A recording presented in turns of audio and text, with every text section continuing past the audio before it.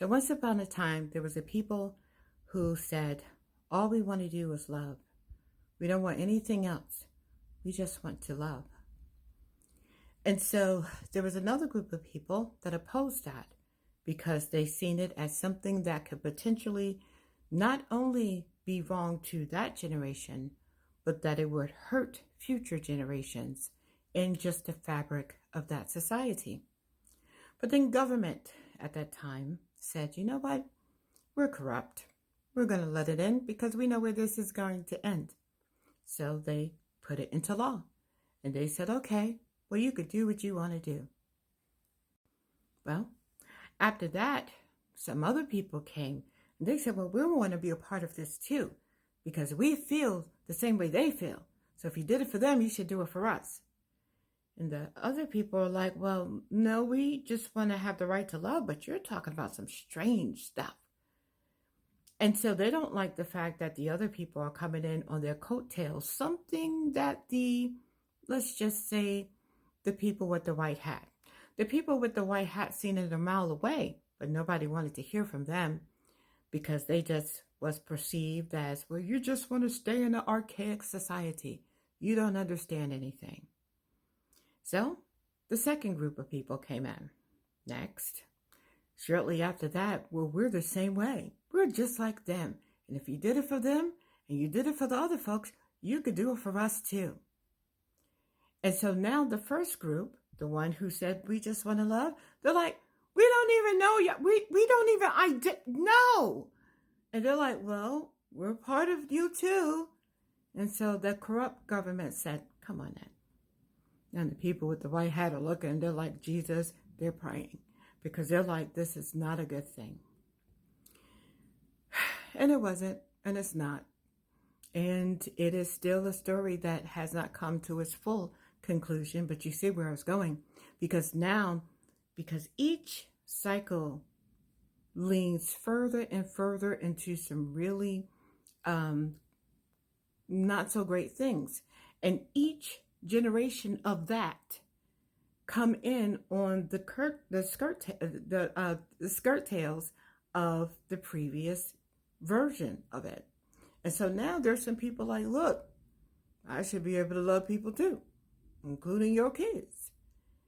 They're like, we don't know you. We don't rock with you. You're not a part of this. Well, you did it for them, and you did it for the others, and you did it for group number 3, so I can get up in this too. And now there's conversations that are happening in TED Talks and even inside of Congress. Similar conversations that happened back in the 80s.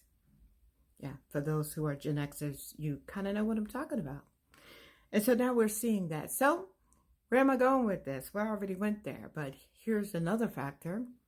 So now that kind of reminds me of the same things that they're doing in terms, or have done in terms of allowing a lot of people uncontrollably inside of the United States of America.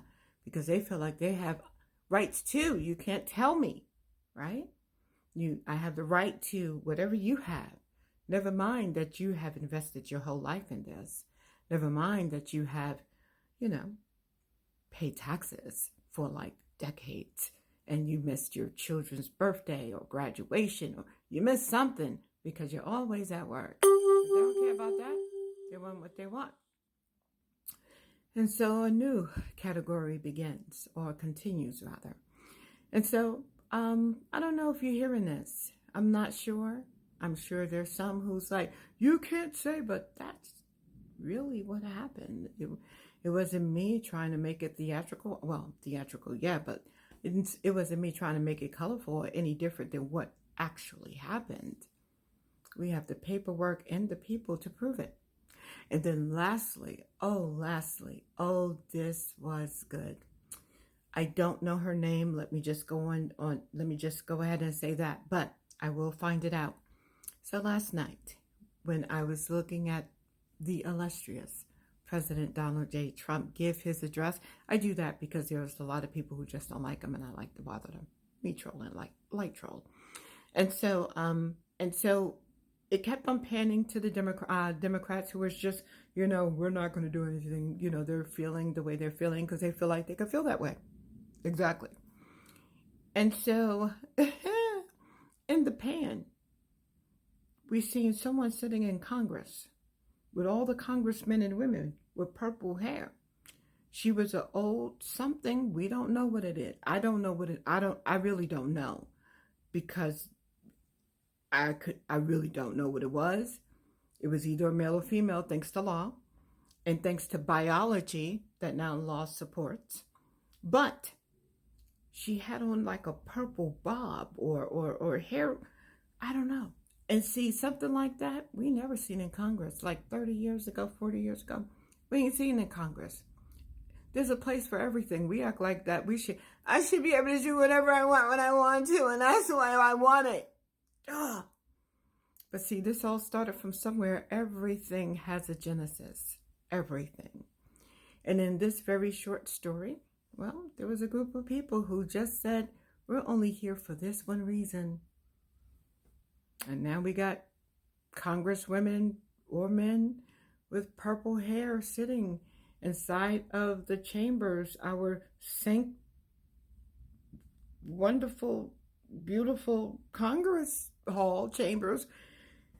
And they're sitting there, they're mad me-monged, and they feel like they have a right to do that with their purple hair and whatever else they had on. And I'm not even sure what it was.